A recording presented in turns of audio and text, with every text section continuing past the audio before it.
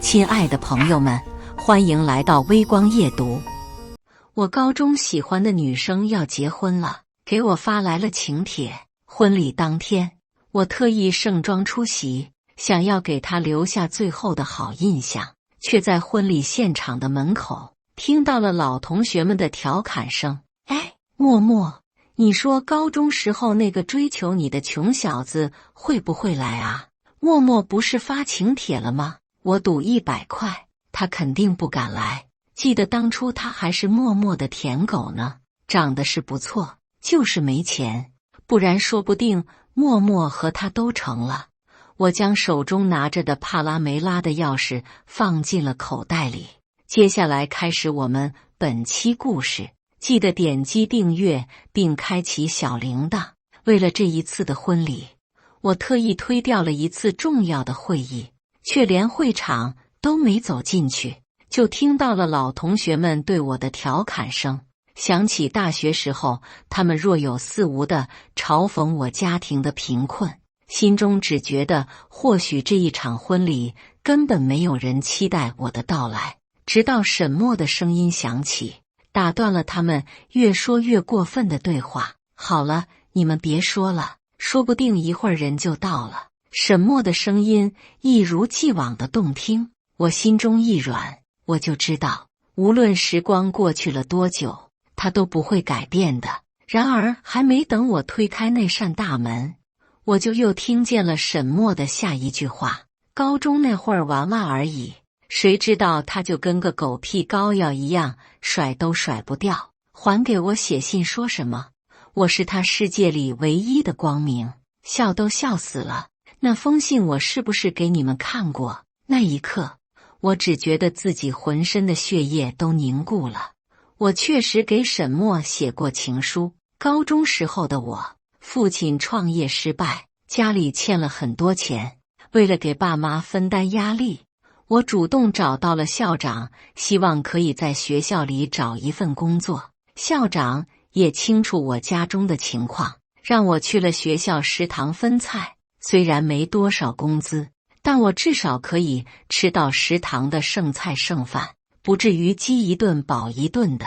但这件事情不知道怎么回事，被班里的同学知道了，他们给我起了难听的绰号。每一次从他们身边经过的时候，我都能听到身后男生们的窃窃私语：哟，这不是食堂小哥吗？走这么急事，想去食堂吃剩菜剩饭啊？你别说，现在看周成越来越有大妈的风范了。然后便是哄堂的大笑声。我不是没有想过报复回去，可每一次放学回家，看见上了一天班躺倒在沙发上的父亲，还有在厨房里忙碌着念叨楼下菜场猪肉又涨价了的母亲，我就觉得被人说几句也不是什么大不了的事情。可我的沉默只会让这样无声的语言暴力升级。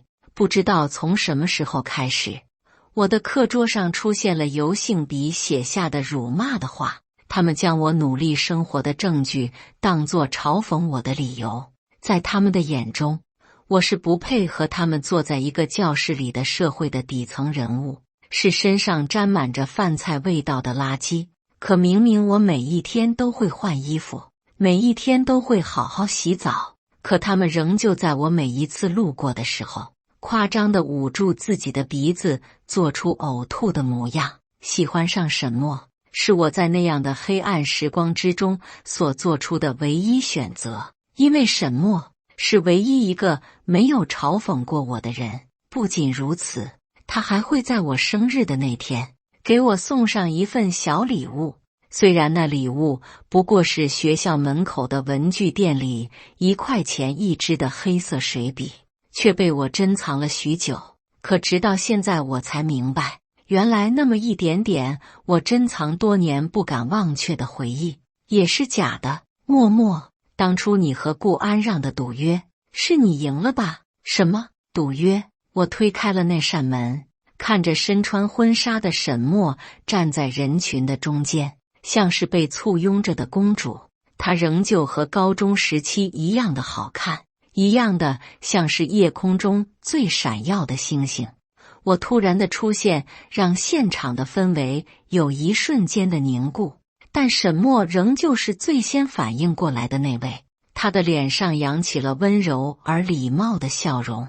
周成，你来啦，我就知道你一定会出现的。如果换作是昨天的我，听见沈墨的这句话，一定会格外的心动。但此刻，我心中只有无限的冷漠。我一步步朝着沈墨走去，最终停在了他的面前。什么赌约？沈墨脸上的笑容有一瞬间的僵硬，但根本无需他自己回答我的问题。他从高中时期开始，最好的小姐妹就会主动开口。陈婉伸手搭在了沈墨的肩膀上，微微抬着下巴，眼神里带着不屑与蔑视。周成，你都多大了，怎么还是这么幼稚？你不会真的以为默默会看上你吧？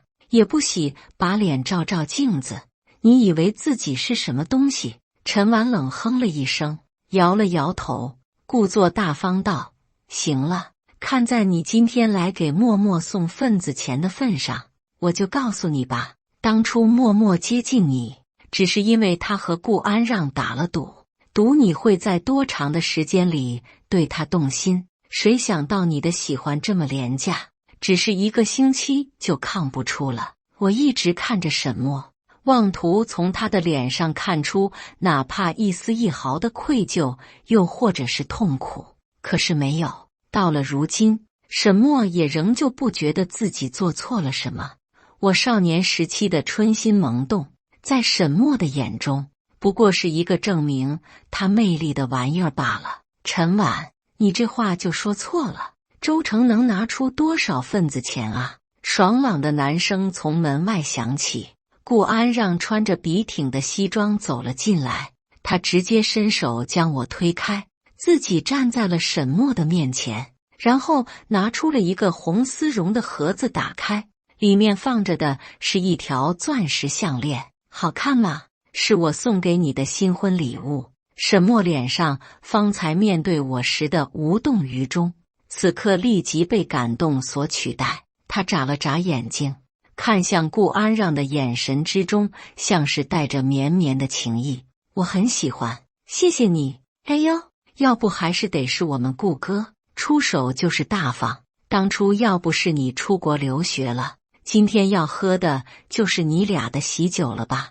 人群中的一个男生出声调侃，但顾安让却皱起了眉毛，一个眼风扫去，立刻让对方闭上了嘴巴。别瞎说，今天是默默结婚的好日子，我不想让他不开心。多么深情的话语，多么感人肺腑的爱情故事，如果我不是这个故事里的炮灰，就更好了。没忍住，我轻笑出声，众人的视线立刻转移到了我的身上。看着正在给沈墨戴上项链的顾安让，我的语气嘲讽：你们不会觉得自己很浪漫吧？在别人的婚礼上给别人的新娘戴项链。顾安让，你还是和高中的时候一样的不要脸。顾安让家中有钱，读书的时候就是学校里说一不二的混世魔王，在霸凌我这件事情上，他没有少出力。而沈墨作为全校大部分男生心中的白月光，自然与顾安让多的是接触的机会。不知道为什么，她突然成为了顾安让在外任下的干妹妹。为了这个干妹妹，顾安让不知道和多少任女朋友分了手。读书的时候不懂，现在看看，还真是好一出哥哥妹妹的大戏。我的话让场内原本热切的气氛变得凝固了起来。顾安让抬起头看向我，眼神里满是冷漠。周成，你算是个什么东西？也配和我这样说话？我算是个什么东西？大概就是他爸3天前才刚刚堵在我公司门口，想要和我签下合作方案的东西吧。也许是高中的时候穷怕了，从大学刚刚开始的时候，我就尝试着自己创业，而创业的主要资金来源是我这么多年勤工俭学攒下来的钱，还有奖学金。从一开始的磕磕绊绊，到后来在我爸的教导之下，逐渐走上正轨，也只不过用了1年的时间。大3那年，我的公司就已经小有规模，而到了如今，已经可以和那些老牌的公司一较高下了。顾安让家中的企业前些年的发展势头不错，但如今时代的变迁太快，他父亲一味的只知道固步自封，早就已经不如当年。最近的这段时间，一直都在妄图与我取得合作。虽然这样说听着似乎不太道德，但因为顾安让，我并不打算和他的父亲合作。毕竟人都有钱了，还要委屈自己，实在是活得太辛苦了。我看着顾安让那张无论是从前还是现在都一样欠扁的脸，笑了。不如你给你爸打个电话，问问我究竟是谁。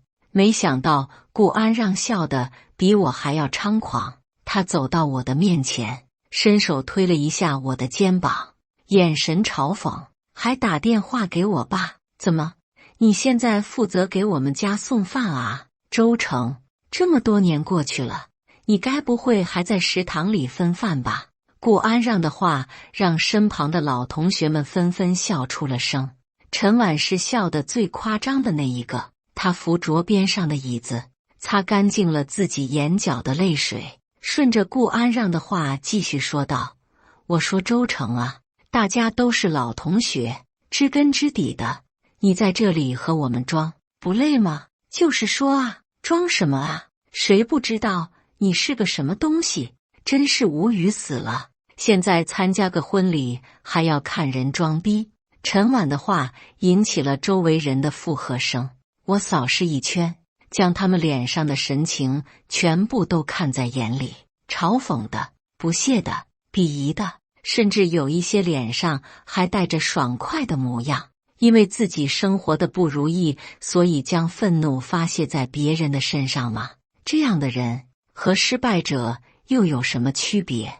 我弹了弹自己身上被顾安让触碰过的地方，像是在清扫着垃圾。别随便碰我，这身衣服是我找人定制的，还定制。周成，你他妈看见过钱吗？顾安让又要伸手来抓我的衣服，这一次却被我侧身躲过了。一直站在一旁没有出声的沈墨开口道：周成，我知道你这些年过得不如意，但今天是我的婚礼，我希望所有人都开开心心的。高中时候的事情都已经过去了，你又何必紧抓着不放呢？可这个世界上从来没有加害者说过去的道理。我冷冷注视着沈墨，问道：过去了，是你们觉得过去了，不是我。周成扪心自问，我高中的时候能够多看你几眼，对于你来说，不也是一种奖励吗？沈墨的声音温温柔柔的，可说出口的话却让人觉得无比的恶心。站在他身边的陈婉搭腔道：是啊，周成，你要是今天和默默道个歉，说不定她还会让她老公给你找一份工作呢，总好过在食堂给人分饭吧。你还不知道吧？默默的老公可是林迟。陈婉提到林迟的名字之后，沈墨的眼神之中出现了明显的自豪。我挑眉，心中暗笑，怪不得林迟这小子最近老看不到人，前2天还神秘兮兮地问我今天有没有时间。我本来以为他又要带上我去四处潇洒，原来是今天要结婚啊！只可惜我早就已经定好了今日要来参加沈墨的婚礼，所以拒绝了。我直接坐在了餐桌边的椅子上，翘起了二郎腿。是吗？那我就在这里等着看，看看林迟能给我介绍什么工作。沈墨皱起了眉毛来，阻挠道：周成，你坐错位置了，这地方是林迟给他朋友留下的。朋友？和林迟认识了这么多年，我怎么还不记得他有除了我之外认识的好友？一旁的陈婉开口问道：默默，是林池的哪一个朋友啊？单身吗？要不介绍给我认识吧，我也没见过。听林池说，他朋友工作很忙，是周氏集团的总裁，应该是单身。周氏集团就是这2年异军突起的那个周氏集团。陈婉的双眼放光，两手合十，做出了一副小姑娘的模样。沈墨脸上带着笑意，点了点头。放心吧，我肯定给你搭线。看着陈婉那一副少女萌春的样子，我只觉得自己心中一阵不适。毕竟他们现在歪歪的人是我，死了这条心吧，人家看不上你的。陈婉立刻扭过头看向我，眼神就如同淬了毒一般的可怕，像是丛林深处的毒蛇。周成，这里轮得到你说话吗？你怕是连周氏集团到底是什么都不知道？我挑眉，单手撑住了自己的下巴。我为什么不知道？有没有一种可能，我就是周氏集团的总裁呢？寂静之后爆发出来的笑声几乎要将整个屋顶掀翻。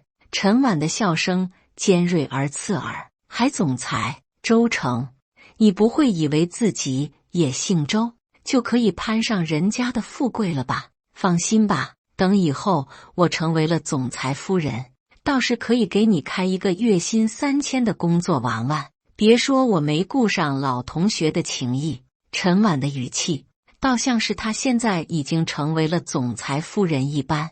顾安让皱着眉毛，上前就要来拉扯我的手臂。行了，你哪凉快就待哪里去，别在这里碍眼。拉扯之间，我放在口袋里的车钥匙掉到了地上。沈墨是第一个注意到的人，他看向我的眼神里满是失望。周成，你说大话我们也就忍了，怎么还用假的钥匙来骗我们呢？他蹲下身去，将地上的车钥匙捡了起来。你知道这是什么车的钥匙吗？这车你怕是见都没见过。周成，这种欺骗自己的行为和小偷有什么区别？我还一句话没说，沈墨已经认定了我口袋里的钥匙是假的，自顾自地上演了一场大戏。陈婉道，我看啊，他就是还没有放下你呢，默默还想着今天来挣回一点面子，好让你对他念念不忘。沈墨看着我，皱着眉，像是在看着一只丧家之犬。周成，我们之间是不可能的，我和你的差距实在是太大了。他说的对，我和他之间的差距确实很大。一旁的顾安让松开了抓着我衣服的手，从自己的口袋里拿出了一把钥匙，在我的面前晃了晃，看见了没？周成，这才是真的车钥匙。拿着你的塑料玩具赶紧滚吧。他拿过沈墨手中的车钥匙，二话不说的就直接扔在了地上，然后恶狠狠地踩上了2脚，钥匙立刻4分5裂了。可与他们想象之中的不同，钥匙里的零件全部都掉落了出来。直到此时，身旁的同学们才顿觉不对，有人迟疑着开口，这看着怎么像是真的？顾安让嗤笑了一声，道，怎么可能？帕拉梅拉是他这种穷逼能开得起的吗？现在这种卖假货的做的也太逼真了吧。有了顾安让的话，现场的氛围又一次变得生动起来。我懒得和他们继续这一场无聊的游戏，拿出手机打通了林池的电话。电话接通得很快，魏哥，怎么了？赶紧来你的婚礼现场，不然我怕我把你的婚礼给拆了。林池没有问我为什么我之前拒绝了他，现在又出现在了他的婚礼现场，只是告诉我很快就到。挂断电话，站在我面前的顾安让用如同看傻子一样的眼神看着我。周成，你还要演到什么时候？可我没有时间搭理他这个蠢货。我冷笑了一声，继续打通了顾安让父亲的电话。周总，您改变主意了吗？听着电话那头顾安让父亲带着些讨好的声音，我实在是想不明白，这样一个生意人是如何生出顾安让这个蠢货的。也难过圈子里一直有人说顾总正在因为找不到继承人而头疼。如果顾安让是我的儿子，估摸着我也不会放心将自己的公司交给他。我将婚礼举办的地址告诉了顾总，对方一头雾水。我只是淡淡道：顾总，您要是希望我们两家有合作的可能，就赶紧过来一趟，不然别说这次，就算是下次、下次，我们也不会再一次合作了。我立刻过来。当我说出顾总2个字的时候，顾安让的脸色就已经变了。放下电话，他立刻伸手拽住了我的衣领，脸色阴沉。周成，你他妈的装逼都装到我脸上来了是吗？我伸手抓住了顾安让的手腕，微微用力，他就因吃痛松开了手。顾安让以为我还是高中那个时候缺乏锻炼的小豆芽，殊不知这些年我在赚钱的时间之余，也没有忘记提神自我，又岂是他这个绣花枕头能比的？我掰着顾安让的手腕越来越用力，他也从一开始的忍耐变为痛呼出声，直到最后单膝跪在我的面前。周成，你在干什么？快住手！沈墨提着裙子冲上前来，挡在了我和顾安让中间。他瞪大了双眼看着我，眼神里满是执拗。周成，就算你做成这样，我也不会喜欢你的。我们2个之间是绝对不可能的，你还不明白吗？我看着沈墨，内心实在是对他的自信五体投地，松开了抓着顾安让的手。我随手拿起桌子上的手帕，擦拭着自己的手心。沈墨，你以为自己是什么东西？你怎么能这样说默默？周成，你还真以为这些你用来欺骗我们的东西是真的吗？不管过多少年，你都是那个在食堂里给我们分饭的垃圾。陈婉对着我怒目而视，身旁的同学们窃窃私语，对我进行着审判。明明从一开始做错事情的人就是他们，可这么多年来，我没有得到过哪怕一句道歉，等来的只是他们越来越得寸进尺的嘲讽。我刚想开口说什么，就听到了林迟的声音：哥，你突然给我打电话干什么？门口的车是你的吧？你咋突然开了这辆车？之前不是说这车档次太低了，开出去丢脸吗？林迟的嘴巴碎得很，一走进来看见剑拔弩张的场景，他皱起了眉，第一时间看向了沈墨。怎么回事？该说不说。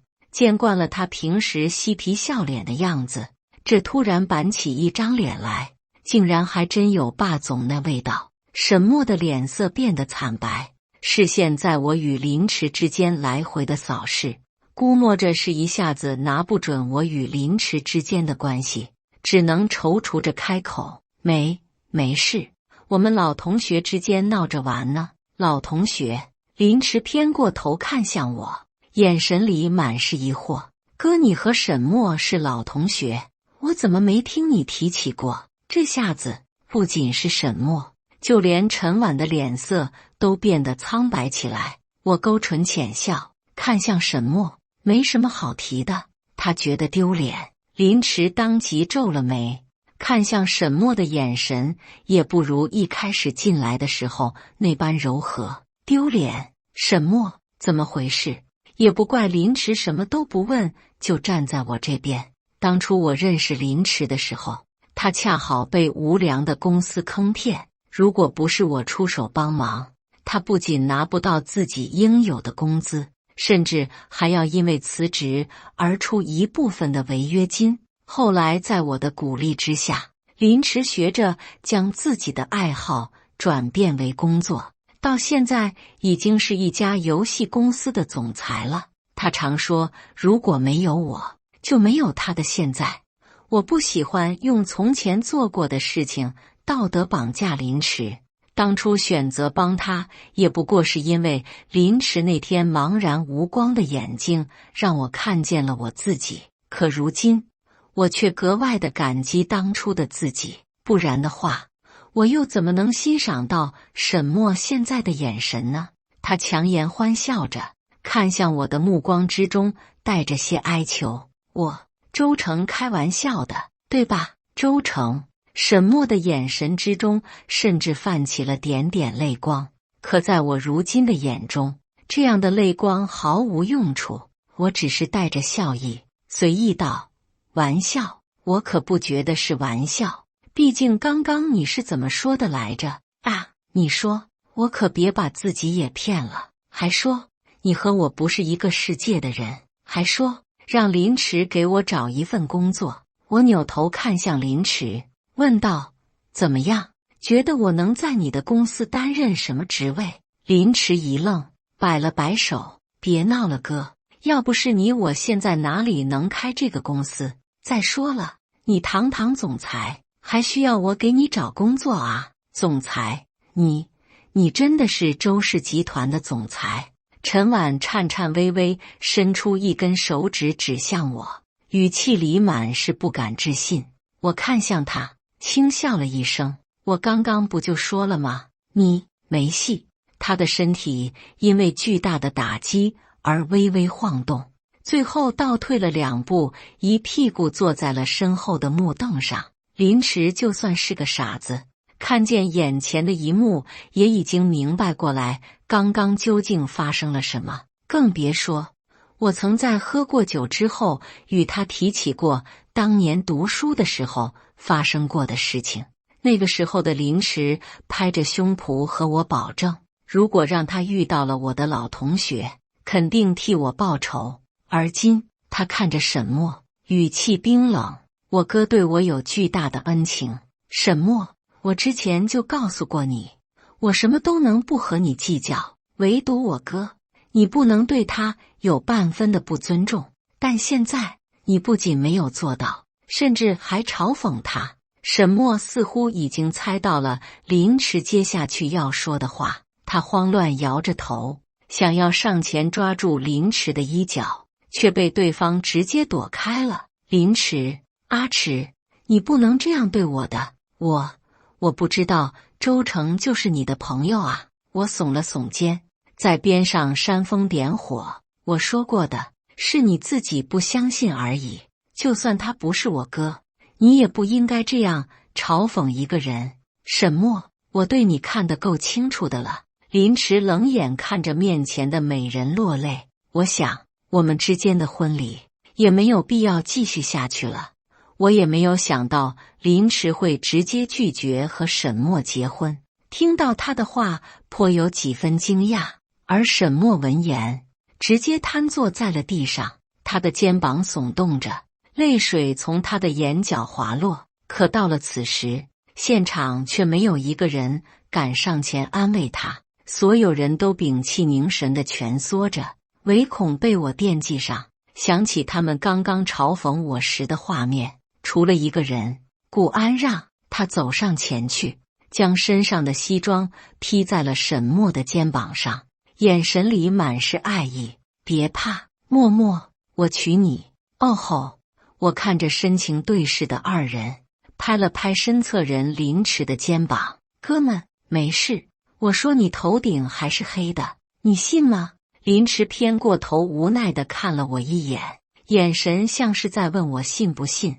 顾安让将沈墨从地上搀扶了起来，冷眼看着我：“周成，可以啊，现在混出个人样来了，就不把老同学放在眼里了。我告诉你，他们怕你，可我不怕你。”我看着顾安让的模样，只觉得自己现在像是一个和主角对抗的反面角色。沈墨怯生生地躲在他的身后，拽了拽顾安让的衣角：“顾哥，算了吧，我们给周成道个歉，或许这件事情就过去了。”顾安让安抚般的拍了拍他的手背，道：“别怕，只要我爸一句话，什么周氏集团都得倒闭。”他倒是对自己家很有自信。林迟闻言，不解地看向我，问道：“哥，顾总最近不是一直想和你合作吗？他知道他儿子现在在外面这么大言不惭吗？知道吗？”那当然是不知道的。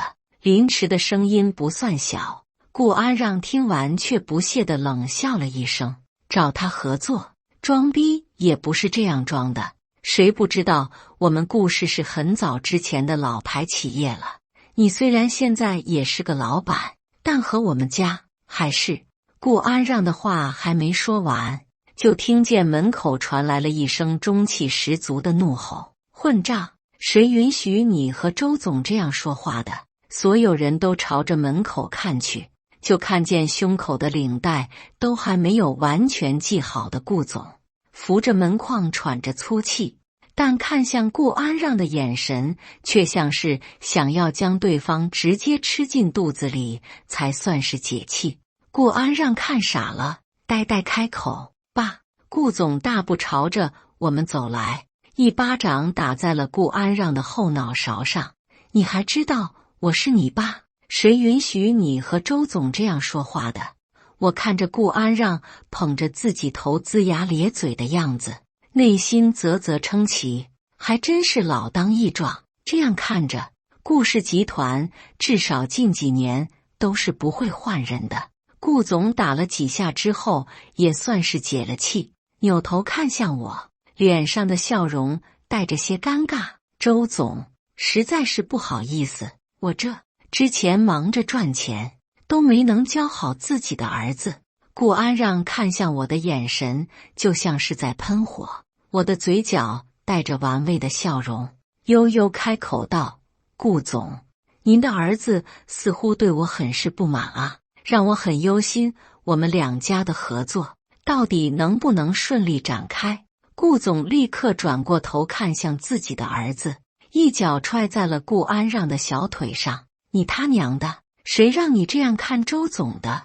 你皮痒了是不是？赶紧给周总道歉！”他拎着顾安让的耳朵，丝毫不管对方的挣扎和哀嚎。顾安让刚刚树立起来的尊严与威风，在此刻全部都被摁在了地上。他涨红了脸，从牙缝里憋出来了3个字：“对不起。”我对上顾总期待的神情，笑道：“当然了，我也不是小气的人，就是过不了多久就要喝上顾少爷的喜酒了，在这里和顾总先说声恭喜。”这下子轮到顾总愣住了：“喜酒？什么喜酒？我怎么不知道？”我装出惊讶的样子，看向站在一旁，身上还披着顾安让西装外套的沈墨。就是站在那里的沈小姐，刚刚顾少爷还说要和对方结婚呢。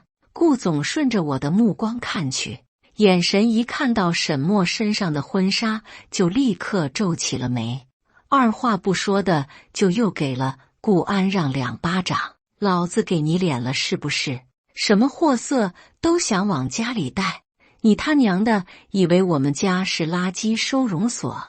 我亲眼看着沈墨刚刚才有了些气色的脸又一次变得苍白，然而刚刚还立下了豪言壮志的顾安让，现在就像是一个鹌鹑，一句话都不敢说。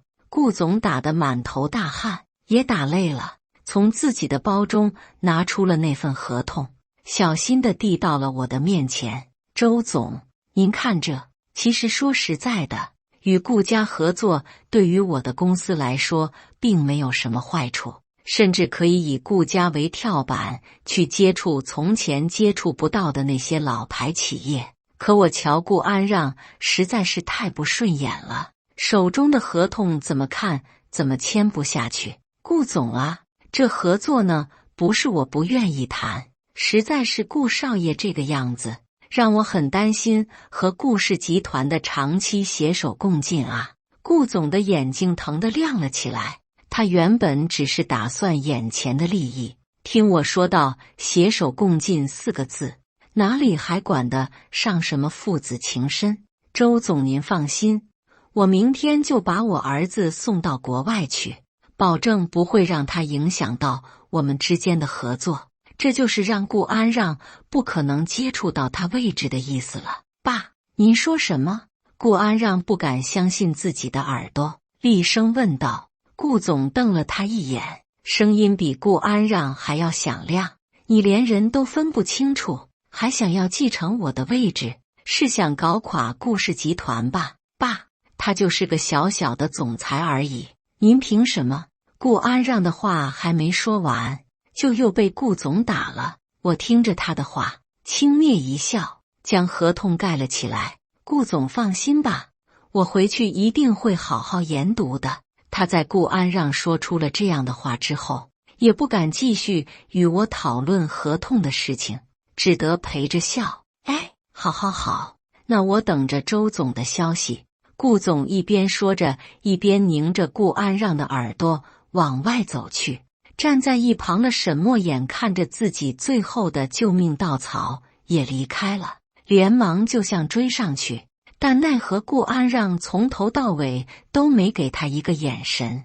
也对，自己都已经朝不保夕了，如何还能想起其他人呢？沈墨回过头看向我，梨花带雨的模样好不惹人怜惜。周成，我知道错了，是我之前有眼不识泰山，你不要和我计较好吗？沈墨说着，步步走近我，语气之诚恳，就好像我先前听到的话都是幻觉。周成，其实我不是对你没有感情，只是我太胆小了，也太害怕了。我怕我们在一起不能得到幸福，也怕你会不再喜欢我。沈墨，你当我死了吗？林迟轻咳了2声，打断了沈墨的做法。他像是现在才想起来，自己原本今天要结婚的新郎还在我身边站着，听到了他方才对我所说的感人肺腑的发言，一张脸涨得通红。他踌躇着，最后道：我高中这样对你，都是陈婉挑唆的，如果不是他，我根本不会这样做的，真的。周成，你相信我。沈墨，你这个婊子，你说什么？沈墨的话音刚落，陈婉就大步冲上来，一下子抓住了他的头发。陈婉的神情扭曲，额角的青筋暴起，一看就是手上下了死力气。你他妈现在说是我挑唆的？当初是谁在我们面前炫耀周成跟个舔狗一样的对你好？沈墨，别他娘的做了婊子还要立牌坊，谁不知道你是个什么东西？真以为我们不说你就他娘的没做过了是吧？沈墨厉声尖叫着想要从陈婉的手中挣脱，但最终只将自己的头发搞得无比的凌乱，妆容也已经花了。而陈婉还在继续，当初你拿着周成给你写的信，一字一句的念给我们听，你是一点都不记得了啊？还有让我们给周成的水里放粉笔灰，你好站出来美救英雄。妈的，这么恶毒的点子，也就你能想到了吧？陈婉，你住嘴！周成，你不要相信他，他在骗你。我只是冷眼站在一旁，看着他们厮打在一起。林迟咂巴了2下嘴，打了个寒战。我不是没有想过报复回去，可每一次放学回家，看见上了一天班躺倒在沙发上的父亲，还有在厨房里忙碌着念叨楼下菜场猪肉又涨价了的母亲，我就觉得被人说几句也不是什么大不了的事情。最毒妇人心，没听说过？这场闹剧的最后，以沈墨的抹胸婚纱滑落为止，所有的男同学全部都一拥而上，说是劝架，实际上谁知道呢？而我和林迟对视了一眼，离开了。闹剧之后的第2天，顾总果然如他所说的将顾安让送出了国，而我也在那合同上签上了自己的名字。与顾氏集团的合作可以说是开了先河，外界的所有媒体都格外的关注，而我也因此变得更加的忙碌起来。高中的同学群里，从那天开始就不少人艾特我消息，还有很多人前来加我好友的。我烦不胜烦，最终退了群世界，才终于安静了下来。而陈婉开始每天早中午的给我打卡发消息，时不时的还配送2张她的性感照片，我一一收集，最后一起转发到了她公司老板的邮箱里去，最终以陈婉被公司开除作为结局。至于沈墨，林迟后来告诉我，原来沈墨这样着急的要找一个有钱人把自己嫁出去，是因为他爸在外面欠了一屁股的赌债要还，但他却自己趁着深夜跑路了。如果沈墨还不上钱，就会被人抓走卖身偿还。林迟和我说这话的时候，大有一副劫后余生的样子，但他就是喜欢沈墨那个长相的女生，也实在是色字头上一把刀。再一次看见沈墨，是在新闻播报里，某一家足浴店被人取缔了，原因是卖淫。而沈墨的脸就算是打了马赛克，我也能认出来，她穿着廉价的黑色包臀抹胸短裙，被抓的时候身上还压着一个大腹便便的中年秃顶老男人。